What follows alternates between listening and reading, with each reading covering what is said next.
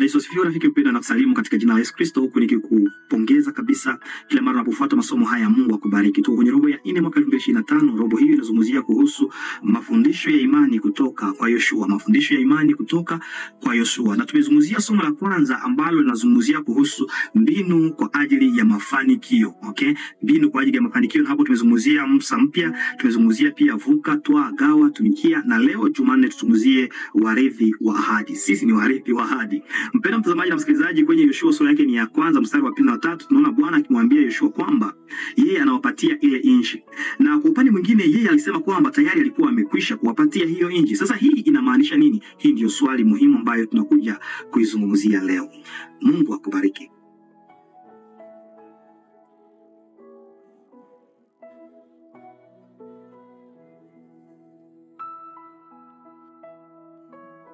Mpendwa, kumbuka kwamba wewe ni mrithi wa ahadi na unatakiwa kuirithi hiyo ahadi. Kwenye Yoshua 1:3 Mungu anamwambia Yoshua, anasema nitakupa kila mahali utakapotia mguu kama nilivyomwahidi Musa. Bwana Yesu asifiwe.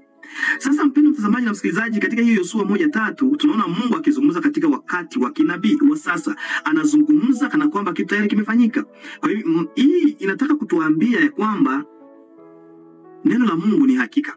Anapotumikisha mtindo huu ni kwamba ili msikilizaji aelewe ya kwamba kile ambacho ameahidiwa awe na uhakika kwamba tayari kimetendeka. Hivyo ndivyo Mungu alivyo. Kila mara amekupatia ahadi. Ametupatia ahadi nyingi katika Biblia na amepatia kila mtu tena ahadi za kipekee katika maisha yake. Natakiwa nao pia unatakiwa kuamini ya kwamba kile alichokifanya, alichokisema Mungu hakika kitakuja kutendeka.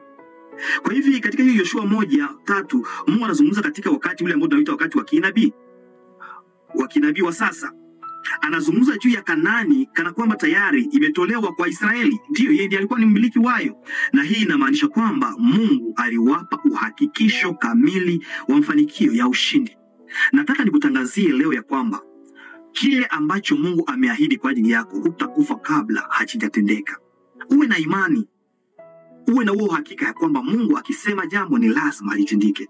Kisha hapa Mungu anawakumbusha juu ya mipaka ambayo ushindi utafikia. Kwenye Yoshua 1:4 ukanda kati ya mto Yordani wa mashariki na bahari ya Mediterania kwenye magharibi, na kutoka jangwani kusini hadi mto Efrati huko kaskazini. Hivyo ndivyo ingalikuwepo, na hakika ilikuwa hivyo hivyo.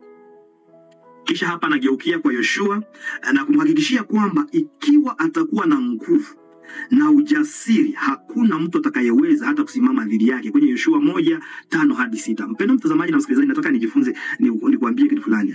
Mungu hapa anatia moyo sio tu Yoshua, lakini taifa pia la Israeli.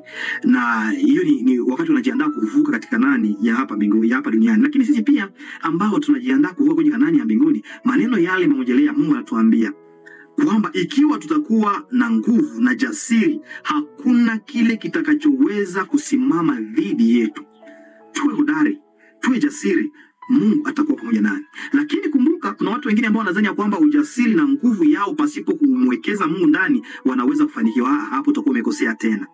Ushindi haukuwa katika juhudi za Yoshua mwenyewe ama katika nguvu za Yoshua mwenyewe, bali katika uwepo wa Mungu. Bwana Yesu asifiwe. Hutafaulu kwa sababu tu una nguvu na ujasiri. Utafaulu kwa sababu Mungu yuko ndani yako akitumikisha sasa huo ujasiri na nguvu ambao amekupatia. Kwa hivyo katika uwepo wa Mungu ndani mwetu ndipo tunaweza kufanikiwa kabisa.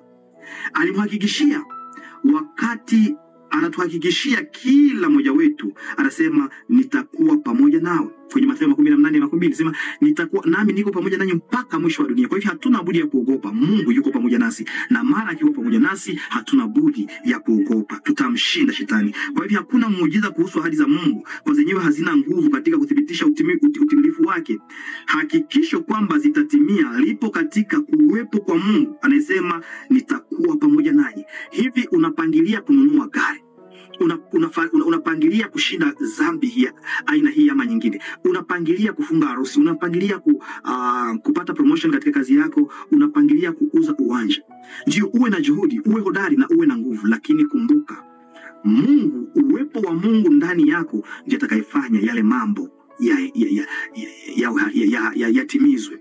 Kumbuka kwamba wewe ni mrithi wa ahadi. Ahadi ambazo Mungu amekutolea, uwe na uhakika na certitude ya kwamba zitatendeka.